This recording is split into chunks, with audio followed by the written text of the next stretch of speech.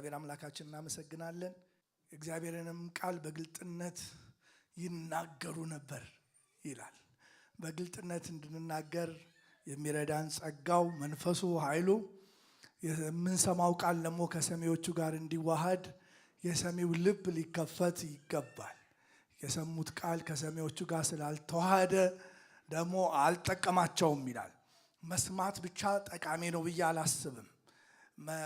ሰምተን ስናዋህድ ከራሳችን ጋር የእግዚአብሔርን ሐሳብ ስናገኝ የጊዜው የእግዚአብሔር ሐሳብ ሲያገኘን ያን ጊዜ በሕይወታችን መጽሐፍ እንደሚናገር 30 60 100 ፍሬ በሕይወታችን እናፈራለን። ያለበለዛ ሰሚዎች ብቻ እንሆናለን። ከዚህ አይነት እድገት በሽታ ርግማን ያድናችሁ። እሺ ዛሬ ዋናው የምናገርባቸው ሁለት መነሻ የሚሆኑ ቃሎች አሉ። በእነሱ ቃል ላይ ተመስርቼ ነው መልእክቱ ነው። በሁለቱ ቃል ላይ በኢሳይያስ 7:14 ላይ እና በሉቃስ ወንጌል 7:27 ማቴዎስ 11:10 ማርቆስ 1:2-3 ላይ ባሉት ቃል ላይ ተንተርሼ ነው የምናገረው እንደ መነሻ ቃል። አሁንም አልወጣንም። ጌታችን መድኃኒታችን ኢየሱስ ክርስቶስ የመወለዱ ጊዜ ውስጥ ነው ያለነው። በዚህ ውስጥ ህብረት እያደረግን ነው፣ ደስ እያለን ነው፣ እንኳን አደረሰ እየተባባልን ነው። መልካም ነው።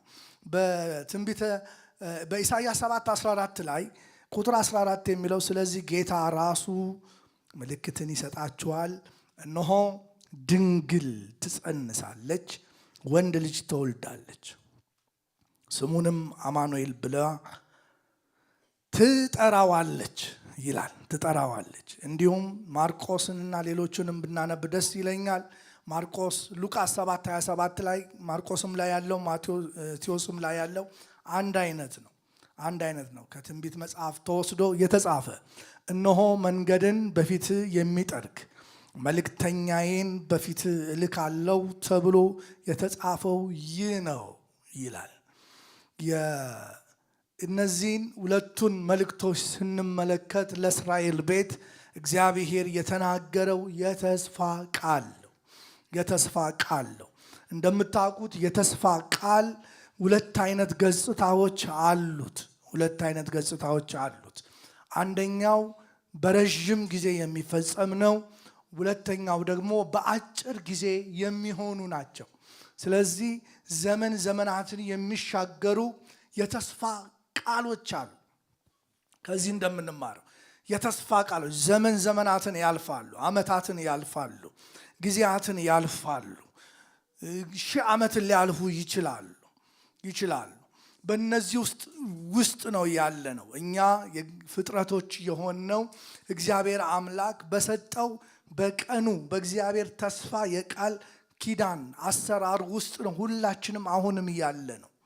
ከዚህ በፊት የነበረውም ዘመን ከዛ በኋላ ያለው አሁንም ያለንበት ከዚህም በኋላ የሚሆነው የተፈጸመ ያለቁ ትንቢቶች ያልተፈጸሙ ደግሞ ገና የምንጠብቃቸው ምድር በእንደዚህ አይነት ውስጥ ነው ያለችው። በእግዚአብሔር ስርዓት ተስፋ አሰራር ውስጥ አደራረግ ውስጥ በእግዚአብሔር አደራረግና ስርዓት ውስጥ ስንሆን እነዚህ ነገሮች ይሆናሉ በአማኝ ሕይወት ውስጥ።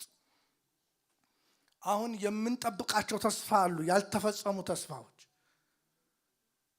ጌታ ኢየሱስ ክርስቶስ ይመጣል። አልሰማችሁኝም? አሜንም የሚል ባይኖርም እኔ አሜን እላለሁ። ኢየሱስ ክርስቶስ ዳግም ይመጣል። ጉባኤው ከኔ ጋር ይስበክ፣ አሜን ይበል። ያልተፈጸመ ተስፋ ነው። ፍጻሜን ግን እያገኘ ያለ ተስፋ ነው።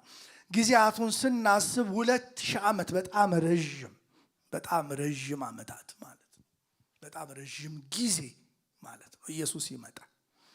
አዲስ ሰማይና አዲስ ምድርን እንጠብቅ፣ አልተፈጸመም። የቤተ ክርስቲያን የምትጠብቀው ተስፋ ረዥም ተስፋ ነው።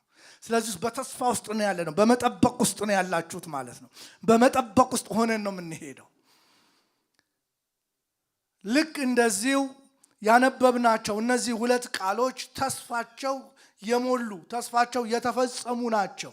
ግን ተስፋው እንዲፈጸም 7:14 ትንቢተ ኢሳይያስ 7:14 ላይ ያለው ምልክትን ይሰጣቸዋል ይላል። የምን ምልክት? የምን ምልክት? የመጨረሻው ዘመን ምልክት። ከምልክቶች መካከል የመጨረሻው መጨረሻ እኔና እናንተ አሁን ያለንበት ዘመን ጊዜ የመጨረሻ ጌታችን መድኃኒታችን ኢየሱስ ክርስቶስ የተወለደበት የመጨረሻው ዘመኑ በተፈጸመ ጊዜ እናየዋለን። እሱ የተወለደው ጌታ ተስፋውን የፈጸመ ጌታ አሜን ነው። ስለዚህ ይህ ቃል ኢሳይያስ ሲናገር በክርስቶስ መወለድና በኢሳይያስ መካከል 700 ዓመታት አለ። 700 ዓመት ሙሉ እስራኤል የሚጠብቀው ተስፋ ማለት ነው። ተስፋ መጽሐፎቻቸውን በየቀኑ ሲከፍቱ የሚጠብቁት ተስፋ፣ አባቶች የተናገሩት ተስፋ፣ ነቢያቶች የተናገሩት ተስፋ፣ ያዩት፣ የሰሙት፣ የተሳለሙት ግን ያልሆነ ተስፋ፣ እየጠበቁ ያሉት ተስፋ። ምልክቱ ይህ ነው። ድንግል ትጸንሳለች። ሁለተኛ ወንድ ልጅ ትወልዳለች። ሶስተኛው ተስፋ ስሙን አማኑኤል። ይሄ ቃል የተነገረው ለዮሴፍ ነው። እግዚአብሔር ከኛ ጋር። አልሰማችሁኝም? እግዚአብሔር ለብቻው የነበረ እግዚአብሔር አሁን እኔ በሕዝቤ መካከል እሆናለሁ ያለበት አማኑኤል ከሕዝቡ ጋር። እግዚአብሔር በድንኳን ብቻ አይደለም ከሕዝቡ ጋር የሚሆንበት፣ እግዚአብሔር ከኛ ጋር የሚሆንበት ለስተመቼ አሁን ለዘላለም ከሕዝቡ ጋር የሚቀጥልበት። ከሕዝቡ ጋር አልሆንም ያለው እግዚአብሔር መንፈሴን በሕዝቡ ላይ አላደርግም፣ ከዚህ በኋላ ከስጋ ለባሽ ላይ መንፈሴን ወስዳለሁ ብሎ የነበረው እግዚአብሔር አሁን ግን የዘመኑ መጨረሻ ሲደርስ ከሕዝቡ ጋር ሊሆን፣ በሕዝቡ ጋር አብሮ ሊኖር፣ አማኑኤል ሊሆን ሊፈጸም እግዚአብሔር ተስፋን ሰጠ። ለሱ ምልክትን አደረገ። ስሙን አማኑኤል ብላ ትጠራዋለች ይላል። እንደምታዩት ይህ የተስፋ ቃል ለመፈጸም ግን መልእክቴ እዚህ ጋር ነው። እነዚህ ሁለት የተስፋ ቃሎች እንዲፈጸሙ የመጀመሪያው ቅድም ያነበብኩት መንገድ ጠራጊ የሆነውን መልእክተኛዬን መንገድ የሚጠርገውን እልካለሁ። እግዚአብሔር ሲልክ ብቻውን አይደለም የሚሰራው። ጉባኤው ከኔ ጋር ከሆነ እግዚአብሔር አብሮት የሚሰሩ ሰራተኞችን መልእክታችሁ ይሄ ስለሆነ መልእክቴም ይሄ ስለሆነ የሚሰሩ ሰዎችን እግዚአብሔር ይፈልጋል። መልእክተኛዬን እልካለሁ። ይህ መልእክተኛ እንዲመጣ በፊቴ መንገድን የሚጠርግ መልእክተኛን እልካለሁ ተብሎ የተጻፈው እንዲፈጸም እግዚአብሔር ሰው ይፈልጋል። ስለዚህ ከዚህ ምን እንማራለን ስንል የዘመን ፍጻሜ፣ የጊዜ ፍጻሜ እግዚአብሔር የሰጠውን ጊዜ የሚፈጽምበት ጊዜ ውስጥ እግዚአብሔር ለሚሰራው ሰው ማን ነው? እግዚአብሔር በሚሰራበት ጊዜ እሱ ነቅቶ አብሮ ከእግዚአብሔር ጋር የሚሰራው መልእክቴ እሱ ነው።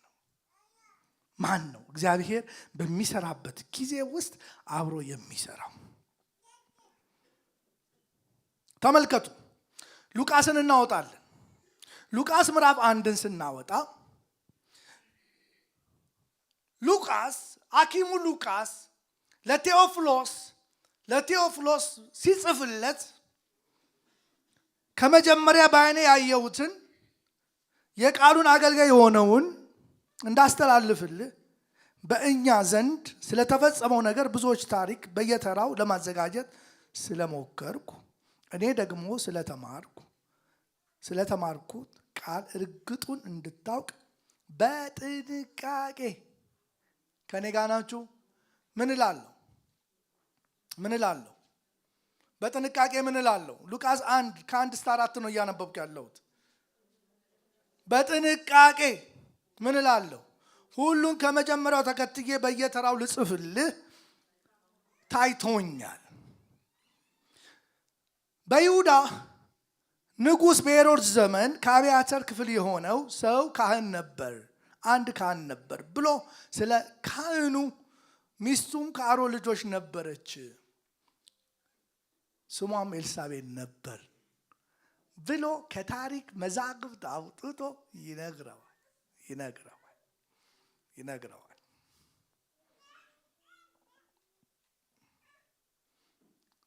አመጣጡን ማንነቱን ለእግዚአብሔር ቀን ልድገመው፣ ለእግዚአብሔር የትንቢት መፈጸሚያ ሊሆኑ ያሉ ሁለት ቤተሰቦችን ያሳየናል። ይህን ጉባኤ ይባርካለሁ። የእግዚአብሔር የትንቢቱ መፈጸሚያ ያደርጋችሁ። ባካችሁ አልሰማችሁኝም? ያልኩት የትንቢቱ መፈጸሚያ ቤትህን ያድርገው። መልእክቱ የኔ ነው የሚል አሜን ይበል። እነኚህ ሰዎች ተመልከቷቸው ማንነታቸው። ዘመኑ አለ፣ የሄሮድስ ዘመን ነው። ከአብያተር ክፍል አንድ ዘካርያስ የሚባል ካህን አለ።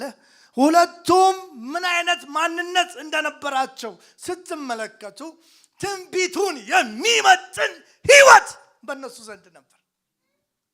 ትንቢት መጣኝ ህይወት እግዚአብሔር ይስጠና፣ ይስጣችሁ፣ አይለፋችሁ፣ ቤትህን አይለፈው።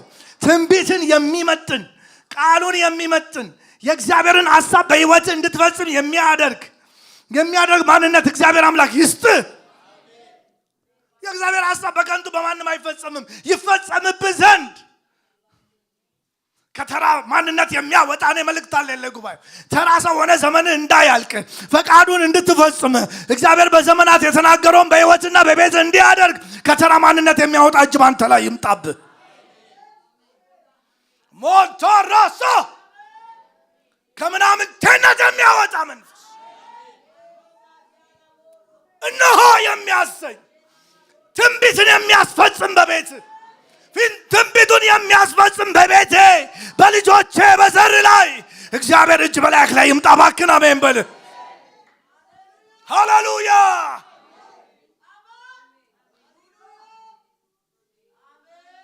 አገልጋይ ነው፣ ካህን ነው። ስትመለከቱት ቃሉ እንደዚህ ነው የሚለው። ቁጥር 6 እኔ አነባለሁ ዛሬ። ቁጥር 6 አካሄዳቸውን ተመልከት። የእግዚአብሔር ሐሳብ በህይወትህ የሚፈጸመው አካሄድህን ስታሳምር። ባካችሁ አካሄድን የሚያሳምር መንፈስ ይምጣብህ። አካሄድ በእግዚአብሔር ፊት አካሄድ፣ በመላእክቱ ፊት አካሄድ፣ በቅዱሳን ፊት አካሄድ ወሳኝ ነው። የትንቢቱ መፈጸሚያ እንድትሆን አካሄድ፣ የህይወት አካሄድ፣ የከበደ አካሄድ፣ የጽድቅ አካሄድ፣ እግዚአብሔርን የሚፈራ አካሄድ። አካሄዳቸውን ስትመለከቱ ይገባዋል። አንዳንዴ እንደዚህ ትላላችሁ ወገኖች፣ እንደዚህ ትላላችሁ። ብዙዎቻችሁ በትምህርት አልፋችኋል፣ በዩኒቨርሲቲ አልፋችኋል። አንዳንድ ዋንጫና ማዳሊያ ለሰው ሲሰጥ ምትሉት አለ፣ አይገባውም፣ ይሄ በዘመድ ነው የምትሉት አለ። አንዳንዱ ግን ይገባዋል፣ ባክ ይገባዋል የሚል ይገባዋል የሚል ህይወት ጌታ ያምጣ በዚህ ቀን። ይገባዋል፣ ጌታን ጠብቋል። ይገባዋል፣ በጽድቅ ነው የሄደው። ይገባዋል፣ ጽድቅ በሱ ቤት አለ። ይገባዋል፣ እየተጋ ነው ያለው የሚል የህይወት አቅም እግዚአብሔር በዚህ ምሽት ይስጣችሁ። አብ የማያፍርበት፣ ወልድ የማያፍርበት፣ የእግዚአብሔር መንግስት የማያፍርበት የህይወት ክብደት እግዚአብሔር ይስጥ።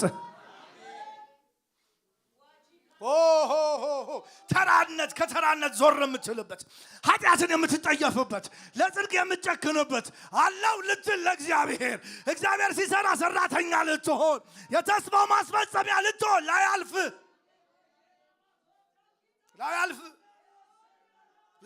ቀኑ ደርሷል። የእግዚአብሔር መምጣት ይሰማኛል ወገኖች። ብናምን ባናምን፣ ብንቀበል ባንቀበል እግዚአብሔር አምላክ በስራ ላይ ነው። ቁጥር 6 ሁለቱም ይላል። እስቲ ሁለቱም በሉ። አንዱ ከአንዱ አይለይም፣ በትዳራቸው ልዩነት የለውም።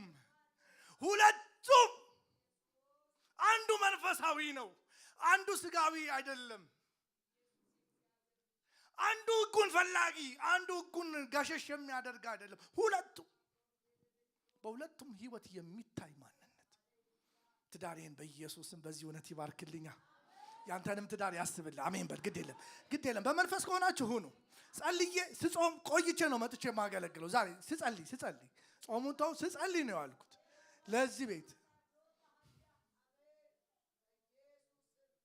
እየሰማችሁ ከመሄድ ጮ ከመውጣት እግዚአብሔር ነፃ ያውጣችሁ ኮኔክት ማድረግ እንድትችሉ እንዳያልፋችሁ የእግዚአብሔር ሐሳብ ማለት ነው እንዳያልፋችሁ ሁለቱም በጌታ ትእዛዝና ሕግጋት ሁሉ ያለ አልሰማችሁም ያለ ነቀፋ በእግዚአብሔር ፊት ጻድቃን ነበሩ በሰው ፊት አይደለም መልእክት አለኝ በሰው ፊት ጽድቅ አያስመዘግቡም እግዚአብሔር ግን ይሄን ቤት ሲመለከተው ጻድቃኖች ነበሩ በጽድቅ ይሄዱ ነበር ያለ ነቀፋ የትንቢቱ ማስፈጸሚያ ለመሆን ያለ ነቀፋ መሄድ መልእክታችሁን ያዙ የእግዚአብሔር የዘመኑ ሐሳብ እንዲያገኛችሁ ያለ ነቀፋ መኖር ይቻላል በሉኝ ባካችሁ ይቻላል ያለ ነቀፋ መሄድ ተመልከቱ ሁለተኛው ያለ ነቀፋ ነበሩ ቁጥር 7 የሚያሳዝን ታሪክ አለ ልጅ አልነበራቸውም በእድሜያቸው አርጅተዋል ጥያቄ በቤታቸው አለ ጥያቄው ግን እንዳያገለግሉ አላገዳቸው ጥያቄው በቤታቸው ያለ ጥያቄ ግን በእግዚአብሔር ፊት ያለ ነቀፋ ነበሩ ይላል በሰው ሕግ ግን በነቀፋ ነበሩ ይላል ይሄን እንዳትረሱ በእግዚአብሔር ፊት ያለ ነቀፋ ናቸው ሰው ግን ይነቅፋቸው ነበር አንዲት ነገር አለ አርጅተዋል አልወለዱ ይጠራሉ ልጅ የለም የሆነ ነገር አለ ስለዚህ ነቀፋ በህዝቡ አካባቢ በእግዚአብሔር ዘንድ ግን ነቀፋ የሌለበት ህይወት ሰው ቢነቅፋችሁ እግዚአብሔር ካልነቀፈ አሜን ነዋ ሰው ይነቅፋል ሁለቱም አርጅተዋል መልእክቴ እዚህ ጋር በዚህ ውስጥ ሆኖ እግዚአብሔርን በታማኝነት ማገልገል ከነቁስል ማገልገል ከነጥያቄ እግዚአብሔርን በታማኝነት ማገልገል ጌታ አገልግሎታችሁን ያየዋል ሁሉ ጊዜ እግዚአብሔርን ያገለግላሉ በተራቸው ያገለግላሉ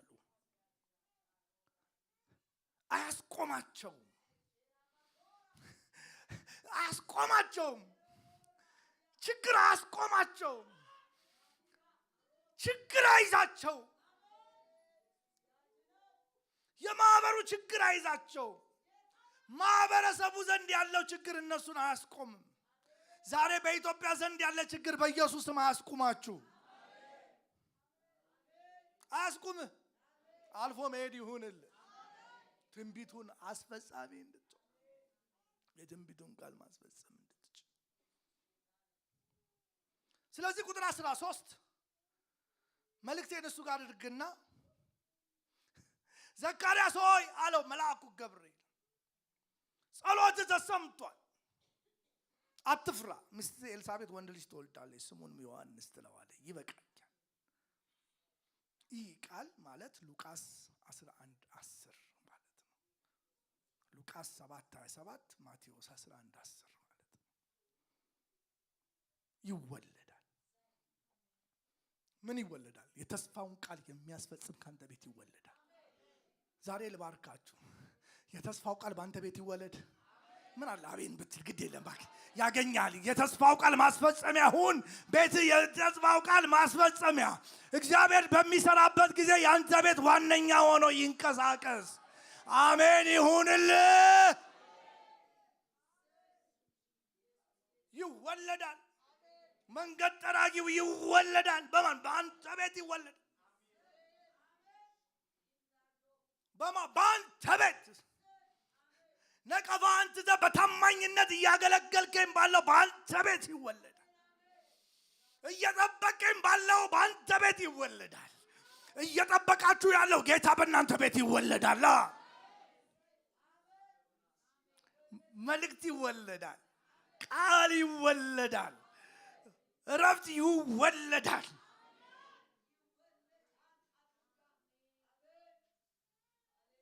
አሜን ነው። የትኛው ጸሎት አለ? ያ የጸለየው ጸሎት እሱ ተሰምቷል። ስለዚህ እዚህ ጋር ሁለት መልእክት ብቻ ልናገር። እግዚአብሔር ባሰበኝ ወራት ብላ ከጌታ የተቀበለችውን ጽንስ ሸፈነች ይላል። አያችሁ፣ እግዚአብሔር ከእናንተ ጋር ስራ የሚጀምርባችሁ ሰዎች ነገራችሁን አትግለጡ። መልእክት አለኝ ለእናንተ። ከጌታ የተቀበላችሁትን ትልቁን ራእይ የጸነሳችሁትን ደብቃችሁ ያዙት። እግዚአብሔር በቀኑ ይገላግላችኋል። እውነት እነግራችኋለሁ፣ ትገላገላላችሁ። ነቀፋን የሚያስወግድ። ስለዚህ ወደ መልእክቴ ስመጣ ተመልከቱ።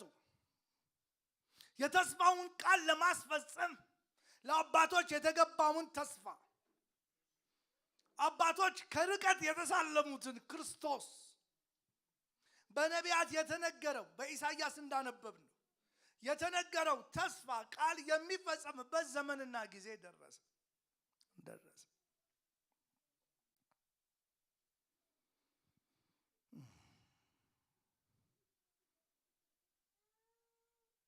አያችሁ፣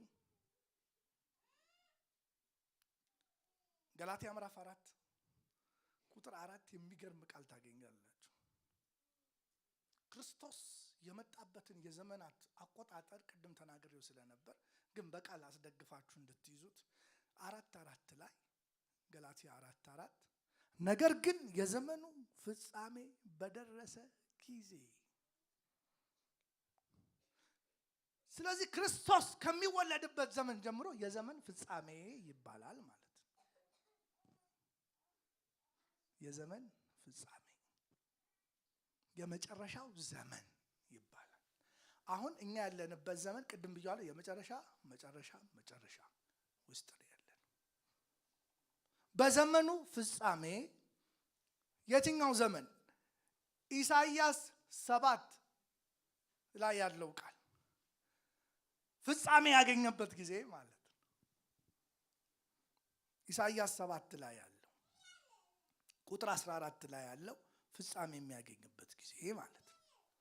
ነገር ግን የዘመኑ ፍጻሜ በደረሰ ጊዜ እግዚአብሔር ከሴት የተወለደውን ይላል።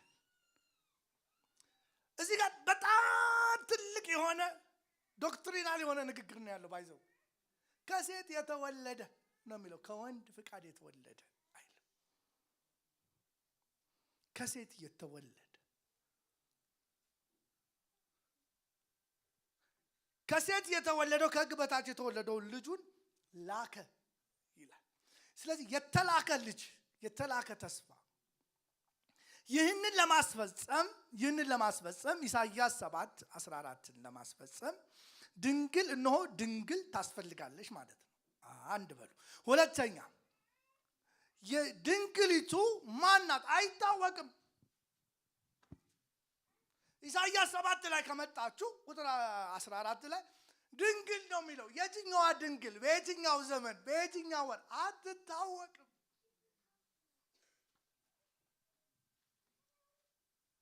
ስለዚህ ድንግል ትጸንሳለች ብቻ ወንድ የት ትወልዳለች? የትውልዱ ቦታ ይታወቃል።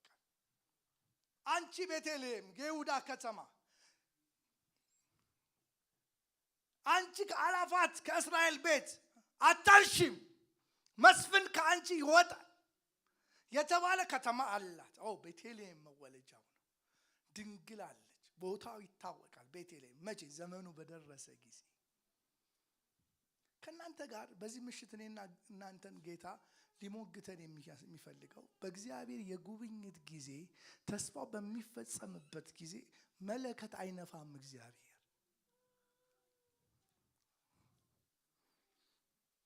የምንስተው እሱ ጋር ስለሆነ ማለት በየቤታችሁ እየመጣ ያስረዳችሁ። እንደዚህ በጉባኤ አንዴ ነገር ያደርጋችኋል።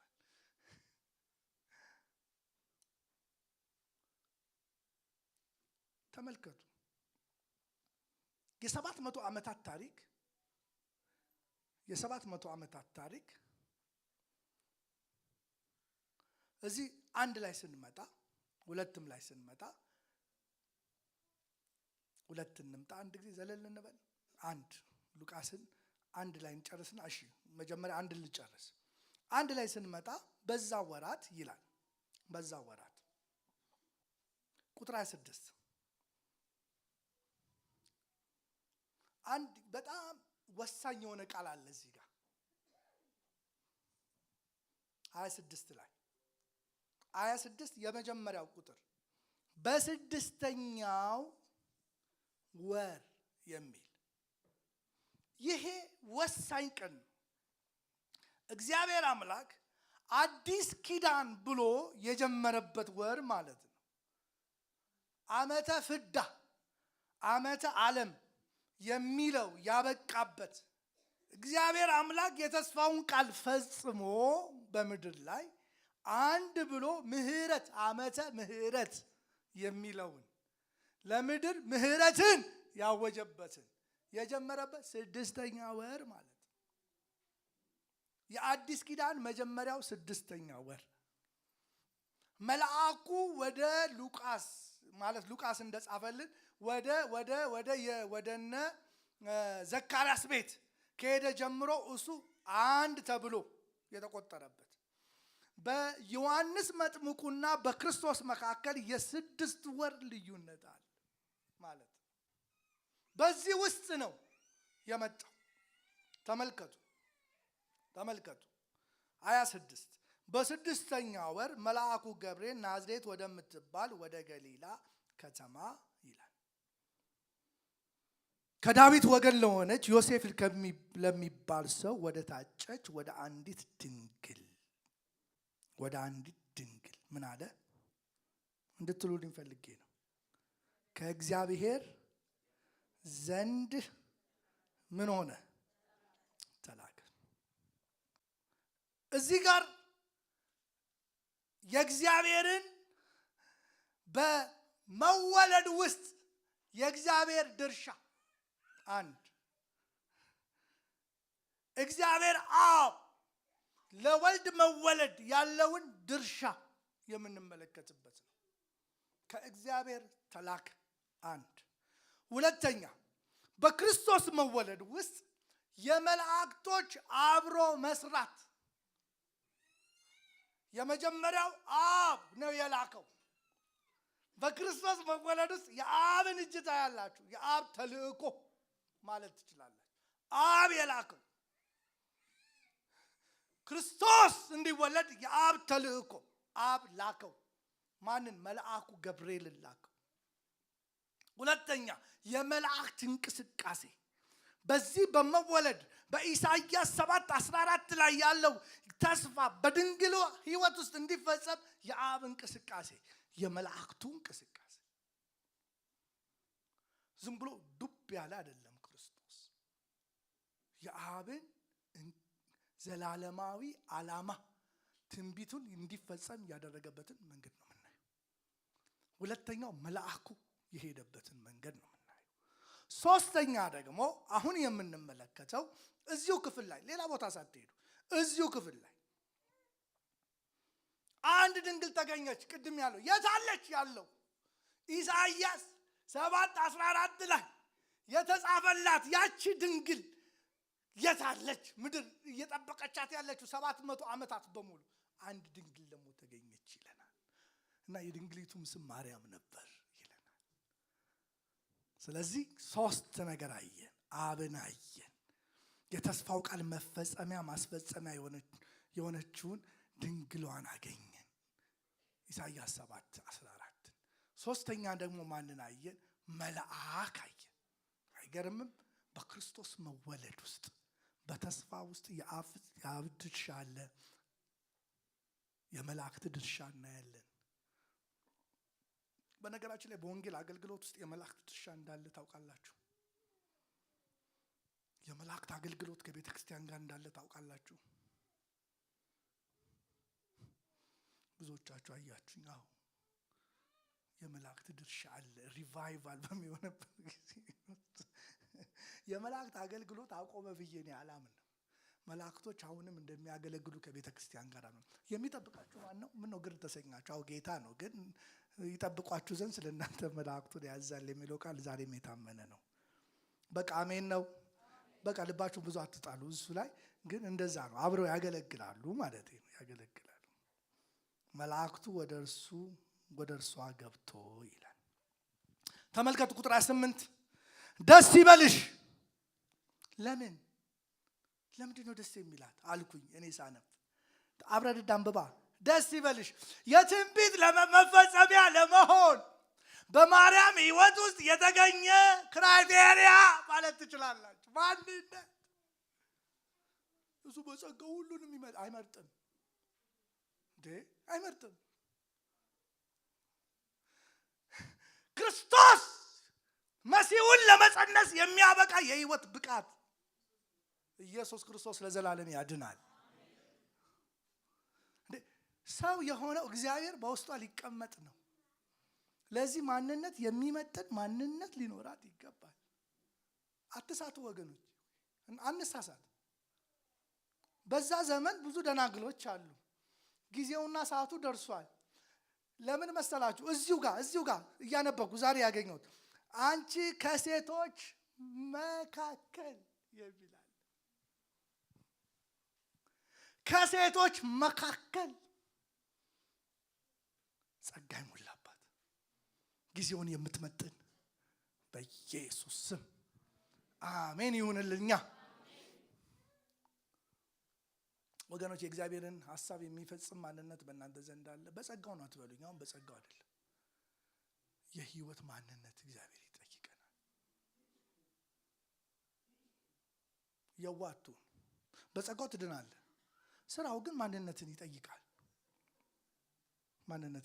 አይጠይቅም ካላችሁ ያው አልፏችሁ እንደሚሄድ ዛሬውን ያው አረጋግጬ ነግራችኋል። ከሴቶች መካከል ምንድነሽ? አልሰማችሁ? አረ በደንብ ንገሩኝ። የተባረክሽ ነሽ።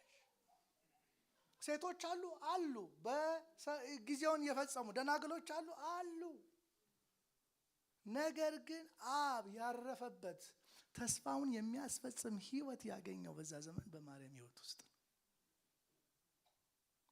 ቻሌንጅ እንደሚያደርጋቸው አውቃለሁ። ተመልከቱ 28 ጸጋ የሞላብሽ ጌታ ካንቺ ጋር ነው። ሁለተኛው ጸጋ መሙላት ብቻ ሳይሆን የእግዚአብሔር አብሮነት፣ የእግዚአብሔርን አብሮነት የሚስም ማንነት አለ። ከሷ ጋር የእግዚአብሔር ማንነት አብሯት ነው ያለው። ጸጋ አለ፣ እግዚአብሔር ከሷ ጋር ነው። ይሄን ቃል ሳጠና እግዚአብሔር ከሷ ጋር ነው ያለው። ቀጥሎ የሚለውን እናንተ አንብቡልኝ 28 እያነበብኩ ነው። ከአንቺ ጋር ነው። አንቺ ከሴቶች መካከል ምንድነሽ? 3 አወጣን። ባየችው ጊዜ ደነገጠች፣ በጣም ደነገጠች። ይህ እንዴት ያለ ሰላምታ ነው ብላ አሰበች። መልአኩም እንዲህ አላት፣ ማርያም ሆይ አይዟችሁ፣ ማርያም ሆይ በማን ፊት? ዋው! በእግዚአብሔር ፊት። ኤልዛቤት፣ ዘካርያስ በእግዚአብሔር ፊት ነቀፋ የላቸው። በእግዚአብሔር ፊት ተመልከቱ። ጸጋን ሞገስን አግኝተሻልና። ቁጥር 31 እነሆ ትጸንሻለሽ። እነሆ ኢሳይያስ 7:14 ባንቺ ህይወት ይሆናል። ትጸንሻለሽ። የእግዚአብሔር ሐሳብ ባንቺ ይፈጸማል። ትጸንሻለሽ። እግዚአብሔር ያለው በህይወትሽ ይሆናል። በጌታ በኢየሱስም የጌታን ነገር እንጸንሳለን። የጌታን ነገር መጸነስ ይሁንላችሁ ወገኖች። ከጌታ ጋር እንድንነካካ ከሆነ እንነካካ። ትጸንሻለሽ። ምን ወንድ ልጅ ትወልጃለሽ። ትጸንሻለሽ።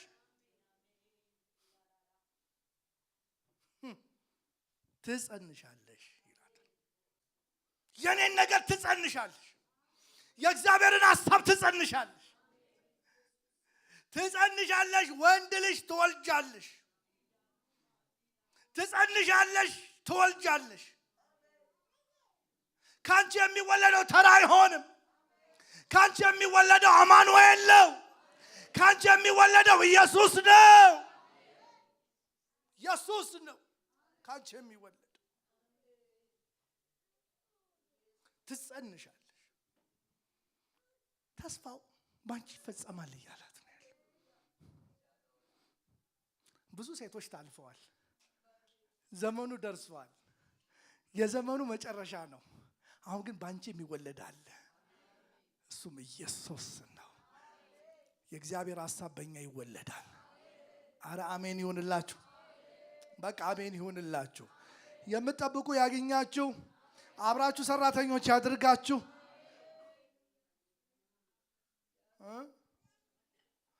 ይህ የሚወለደው ቁጥር 32 እርሱ ታላቅ ይሆናል። 1 የልዑል ልጅ ይባላል። 2 ጌታ አምላኩ የአባቱን የዳዊትን ዙፋን እንደገና ምን ይለዋል? ይሰጠዋል። በያዕቆብ ቤት ላይ ለዘላለም፣ ይሄ መልእክቴ ነው፣ ለዘላለም ይነግሳል። የክርስቶስ መንግስት ለመንግስቱ መጨረሻ የለውም ይላል።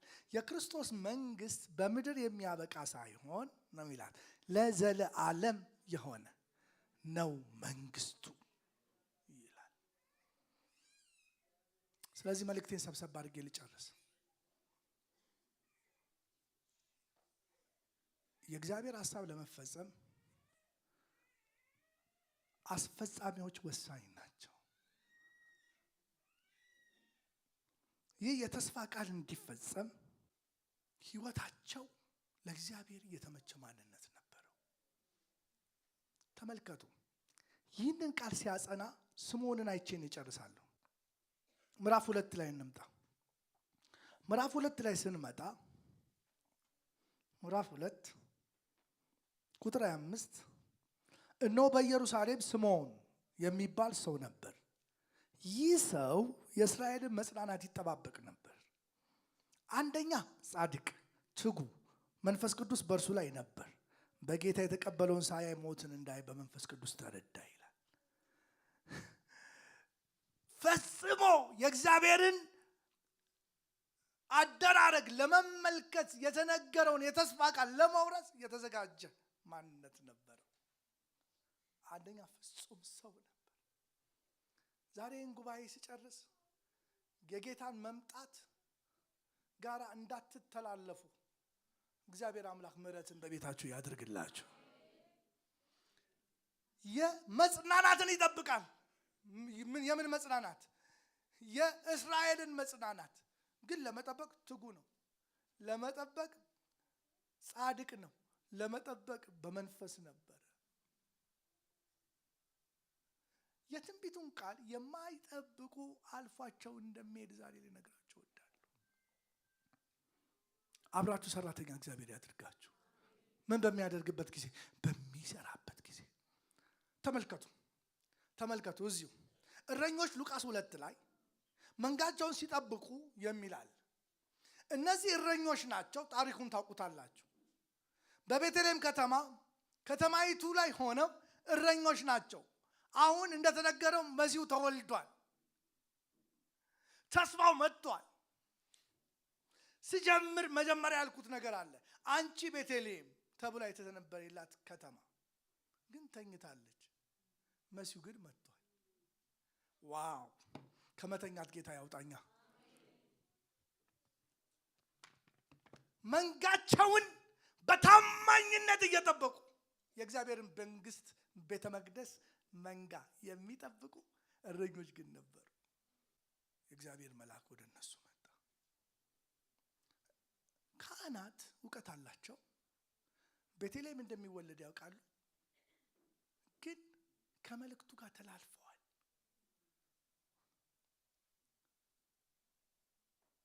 እረኞች ጋር መጥቶ መልእክቱን ነገራቸው። የተነገረላት ከተማ ተኝታለች። የነቁ ሌሊቱን ሲጠብቁ የነበሩ ግን መልእክቱን ሰሙ። ብዙ መላእክት ሲዘምሩ ሰሙ። ወገኖቼ ሆይ እግዚአብሔር ሊሰራ ተነስቷል። ጌታ እንደተናገረው እየመጣ ነው። ስንቶቻችን ዝግጁዎች ነን? እውቀት አለን አላቸው፣ ግን እግዚአብሔር እያደረገ ያለውን አያውቁ። እረኞች መላእክት ያሉ ዝማሬ ይሰማሉ፣ ካህናት ግን ተኝተዋል። የቅርብ የሆኑት ተኝተዋል። ከጉብኝቱ ጋር ሲተላለፉ እናያለን። ለዚች ቤተክርስቲያን ለናንተ ለኔ ለእያንዳንዳችን ከእግዚአብሔር ሐሳብ ጋር መተላለፍ አይሆንብን።